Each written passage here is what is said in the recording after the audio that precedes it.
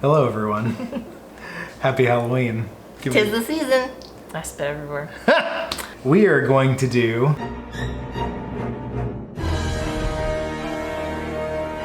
Trick or treat. You know it's hip because they used an R.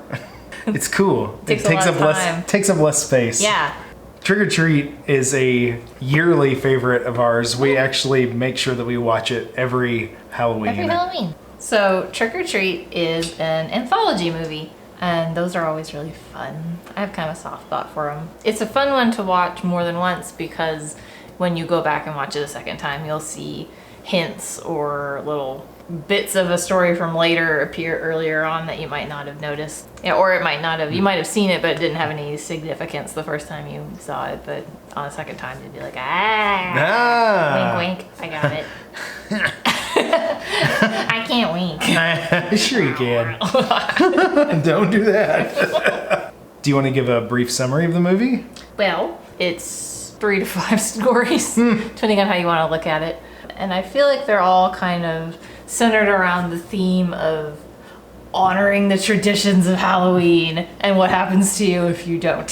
Story 1, I don't think these are in chronological order, so don't quiz me on it. This is the one where I kind of think it's 1 or 2 stories. Mm-hmm. There's the one about the Halloween school bus massacre. Great name for a band, great name for a beer. And a group of pumpkin collecting kids pulling a prank on a very cool little witch. And story 2 I have down as the one about the serial killer dad / school principal. And story 3 is my personal favorite, which is about the party girls. The party girls. With a secret. It has probably the most famous person in the movie, Anna Paquin. Yeah, Anna Paquin was probably their, name to get for this movie, so people would go see it. Yeah, but they also have another person who was the guy from the very first one, like the prologue, who was Hilo from Battlestar Galactica. Yeah, and he's part of what we were calling story 4 ? Which is sort of like just this couple who's only sort of in the very beginning, very end of the movie, and kind of peppered around. Oh, and all the stories are tied together by this movie's own little character. All the Halloween movies have to have a character, kind of. It's, Freddy and whatever, but it's Sam. Yeah. This little guy. A little pumpkin monster wearing feety pajamas. He's scary. Yeah, he's great. I think he's pretty successful as a character because you can go into the Spirit Halloween stores at Halloween and they've actually got Sam stuff now and things like that every year. Mm-hmm. Things I wrote down while watching this movie film were, first thing I wrote down was pumpkin, obviously. It's a Halloween movie. I also saw a lot of candy, suckers. I also thought of, instead of, candy, I thought chocolate. We could bring in some cocoa nibs, maybe. We could have something with some cocoa, some chocolate, some nice deliciousness in it. Also, I thought, we could add ginger, because that serial killer guy's son was a ginger. Oh my God. So I thought, maybe pumpkin, chocolate, ginger. That's interesting. Yeah, these are just things I'm thinking of. The only 2 other things I wrote down were caramel apples. Yeah, because I saw people eating them at the little street fair. And the kid mentioned them, the little ginger kid. My ideas were not so complex.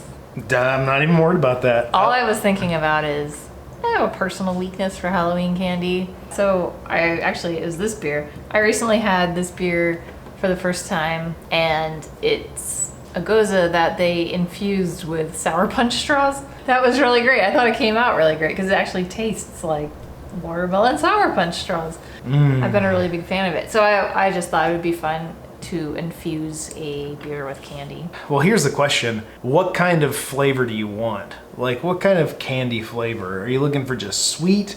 Are you looking for something sour? Are you looking for, color from candy? Because we could do all sorts of crazy things, We could do some sort of Jolly Rancher. Oh, I did think about Jolly Ranchers too. Those almost seem like a good pick. They would dissolve. I feel like all of their flavor would go into the beer, whereas some things just the shell might dissolve and it's only sugar, and all you're getting is more sugar. You know what we could do? We could do some sour apple Jolly Ranchers. Oh yeah. And I was thinking, I really liked your caramel apple idea. So is there a way we could use like sour apple Jolly Ranchers and get a caramel flavor in there as well? You can get caramel flavor from malt. Yeah. So we can make like a caramel apple beer. That would be pretty cool, I think. I like the idea of it. Yeah. Will it come out the way I want? Yeah. Honestly, I think that's a great idea. Yeah. Well, I mean, I think that's good. I think we should go ahead and make this beer. Yes. Caramel apple something. Yeah. Beer.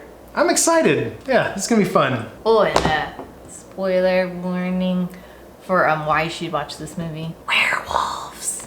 It's great. They're my favorite. And they're not lame.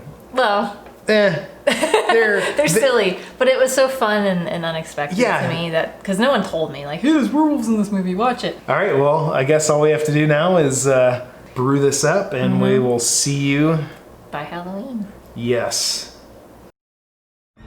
We started this brew day by doughing in with 8 pounds of Belgian 2-row, 1 pound Crystal 80, 8 ounces of Crystal 120, and 8 ounces of Special B.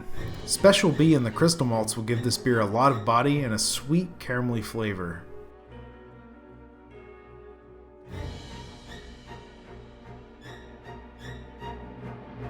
After draining the mash tun, I immediately added 1 pound of green apple Jolly Ranchers. I've never brewed with Jolly Ranchers before, so I wanted to experiment and see if the apple flavor would carry over to the final beer. Spoiler alert, it did not. But it did bump up the alcohol about 1%.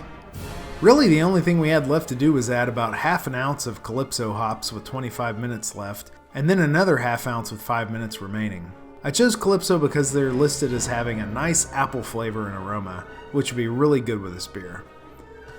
Once the brew day was done, we fermented the beer with San Diego super yeast until it reached a final gravity of 1.014. I tasted the beer and decided it needed to have way more apple flavor. After some research, we decided to add 2 more pounds of Jolly Ranchers to the beer at a low temperature until they dissolved. The cold temperature keeps the yeast from fermenting the newly added sugar and makes sure all the apple flavor doesn't go anywhere. Once that was done, we kegged it up and it's ready to go.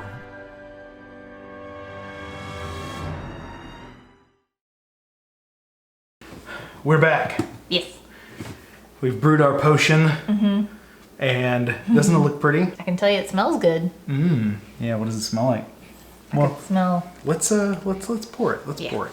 It's not very carbonated, which is very interesting to me because I carbonated it like I normally would any beer, and for some reason it just seems like it did not want to carbonate.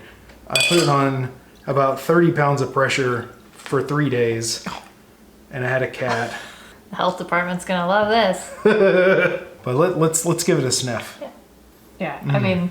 Yeah. Right off the bat, it's just like Jolly Ranchers. Boozy Jolly Ranchers. Yeah. It smells really malty too, like caramelly and just kind of round on the end. Just like, let's give it a shot.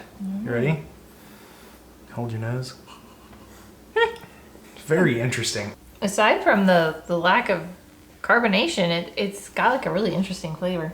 Yeah, it definitely tastes like Jolly Rancher malt, but then there's like this weird bitterness that like I think is from the Jolly Ranchers. Maybe some of the artificial flavoring in it kind of made that taste. Well, yeah.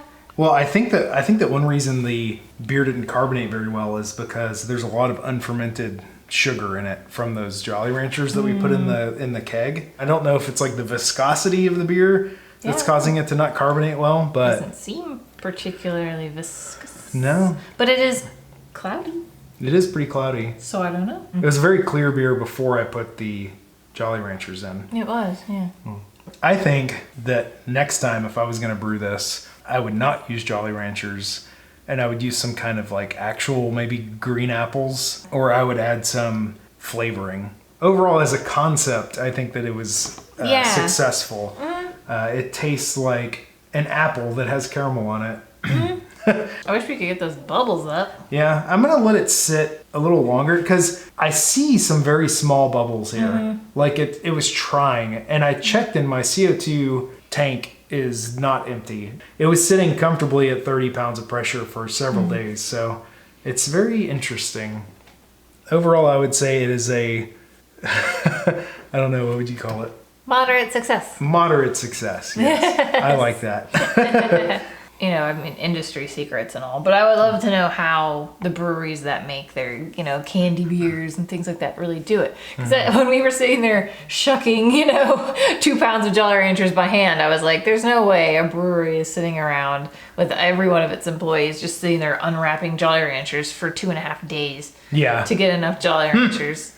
They must have some sort of like Yeah. syrup or or like they can make a recipe that makes the flavor of Jolly Ranchers. Yeah. And they just call it Jolly Rancher beer. Well, like always, we will put this recipe up for you to try it out if you feel like it. Feel free to sub out the Jolly Ranchers if you want, or do it yourself and see how it turned out for you. Until next time, happy Halloween. Yeah. Bonk.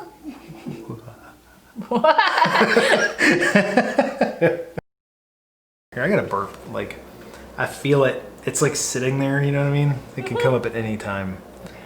Try and get it out. Oh my god. Chef's kiss.